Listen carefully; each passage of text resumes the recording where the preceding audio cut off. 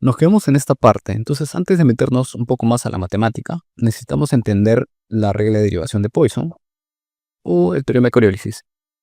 ¿Qué es esto? ¿Qué es esto de Poisson, Coriolis? Ahora vamos a demostrarlo. Entonces, acá te da una regla de derivación. Dice que la derivada de un vector en un sistema absoluto es la derivada de este vector en el sistema relativo más omega por el radiovector. ¿De dónde viene esto? Vamos a entenderlo, ¿ya? Vamos a hacerlo despacito y bien bonito, que se entienda. Tenemos un sistema acá absoluto, x y z, listo. Su origen. Y tengo un sistema relativo que puede estar en cualquier parte, yo no sé, pero que tiene sus ejes E1, E2, E3, que podemos verlo como unitarios también, ¿no? Entonces, me olvidaba. Y tenemos un punto B. Este puede ser de repente un satélite que se encuentra en alguna parte. Si yo lo veo respecto al sistema absoluto, el vector sería OB.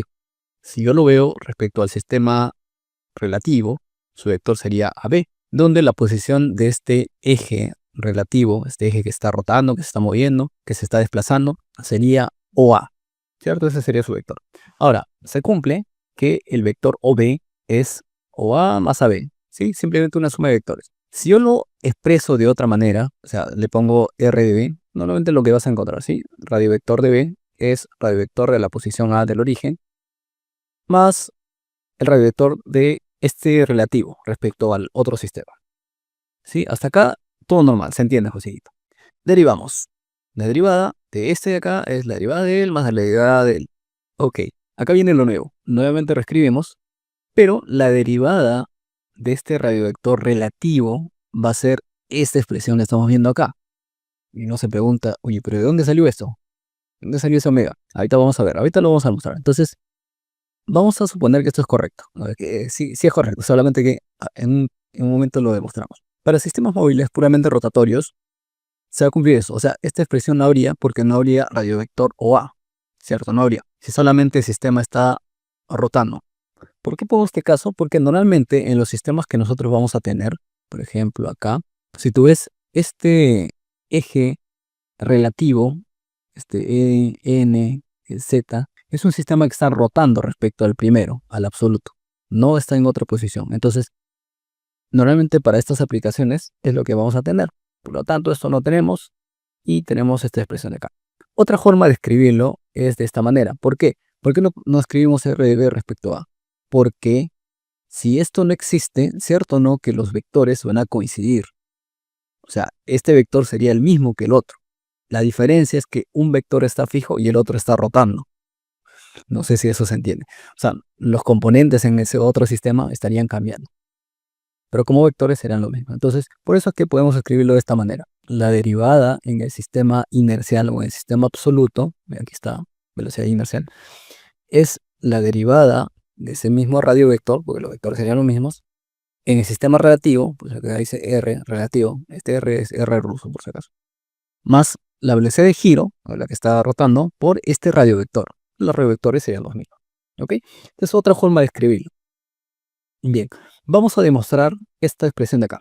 El radiovector de B respecto a lo puedo escribir de esta manera, ¿cierto? Simplemente está descompuesto en el sistema relativo.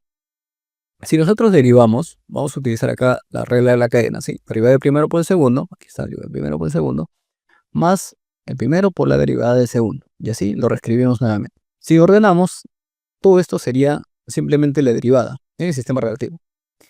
Más, y esto de acá nos faltaría conocer a qué es igual la derivada del vector unitario, que es esto. Entonces vamos a mostrar en este pequeño grafiquito a qué es igual. Entonces cuando tenemos un giro, un omega, va a escribir un ángulo. Entonces si analizamos diferencialmente vas a tener lo siguiente.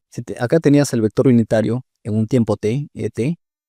Cuando este gire un diferencial de teta, un diferencial de ángulo, lo tendrías el vector unitario, que en magnitud es lo mismo, ¿ok?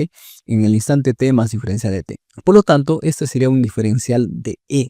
¿Por qué sale esto o de dónde sale esto? De la misma definición de derivada.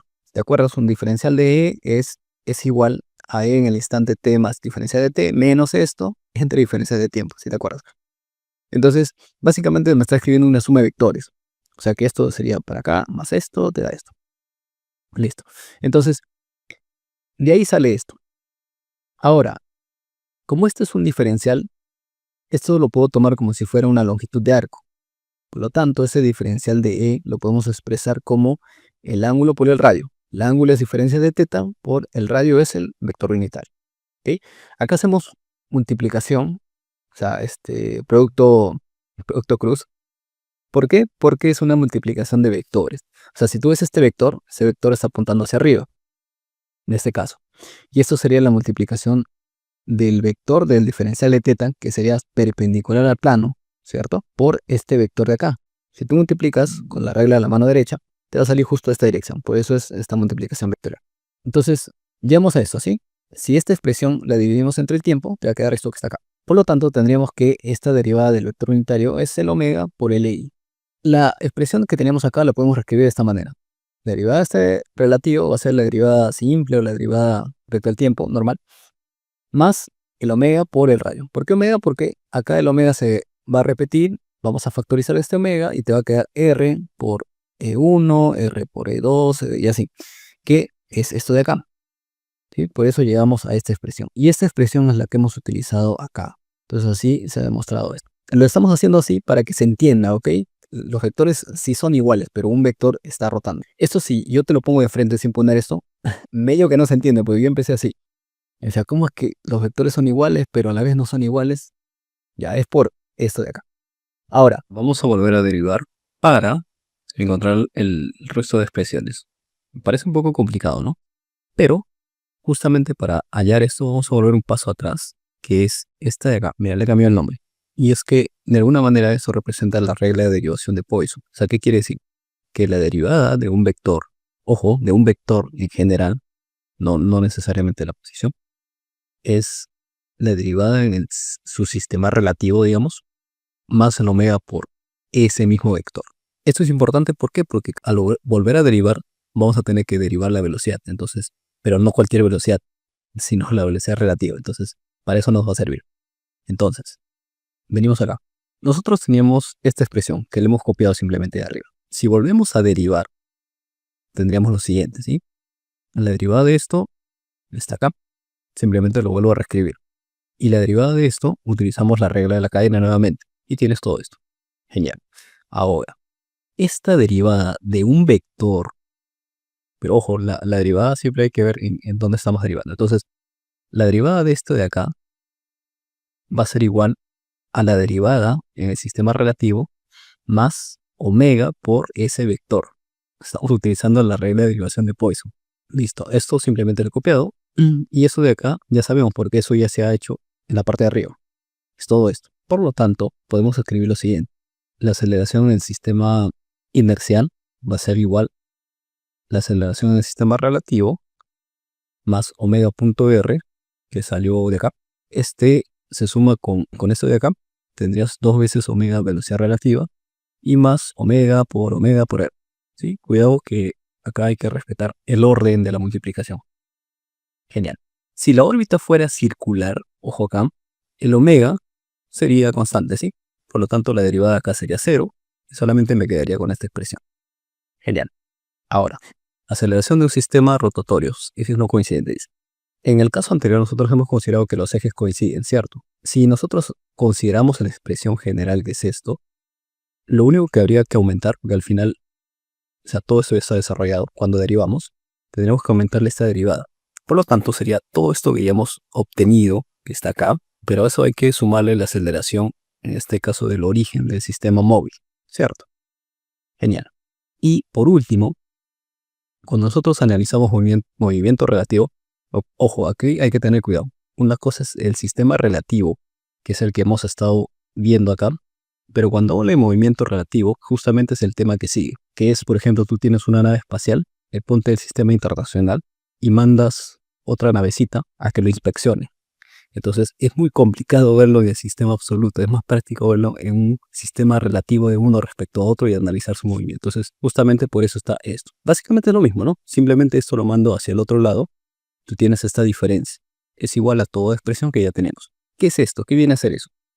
Si tú ves un radio vector de B menos un radio vector de A, eso vendría a ser de B menos de A, vendría a ser este. Si nosotros hacemos las derivadas simples, derivada velocidad, derivada aceleración, o sea, nosotros estaremos viendo la aceleración justamente de ese vector relativo, ¿ok?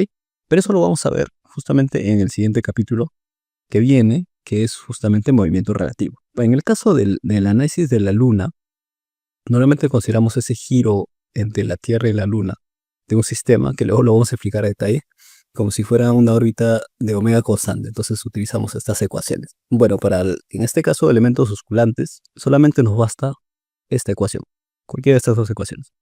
Ok, entonces eso ha sido, ya, me olvidaba.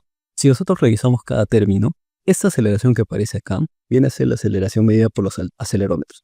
Normalmente también le dicen aceleración absoluta. Absoluta porque es lo que mide el instrumento. Yo le he puesto acá absoluta porque puede confundir de un sistema absoluto. El siguiente término, vendría a ser la aceleración de Euler, se le dice. Hablando de Euler, no sé si sabías que Euler vivió y trabajó mucho tiempo acá en Rusia, específicamente en San Petersburgo. Entonces ahí desarrolló, me parece que la mayor parte de su vida trabajó acá. Pero bueno, un datito ahí. Siguiente término. Este de acá vendría a ser justamente la aceleración de Coriolis que sale en base a la velocidad de giro y a la velocidad relativa que va a tener. Y por último, esta expresión es lo que se le llama aceleración de arrastre, o a veces también le dicen aceleración centrípeta. ¿Sí? Si acá consideramos los términos sencillos, omega cuadrado r, eso es aceleración centrípeta, o centrífuga también, ¿no? Dependiendo de cómo lo quieras tomar. Después de eso ya podemos estar más tranquilos e ir con ecuaciones más complicadas.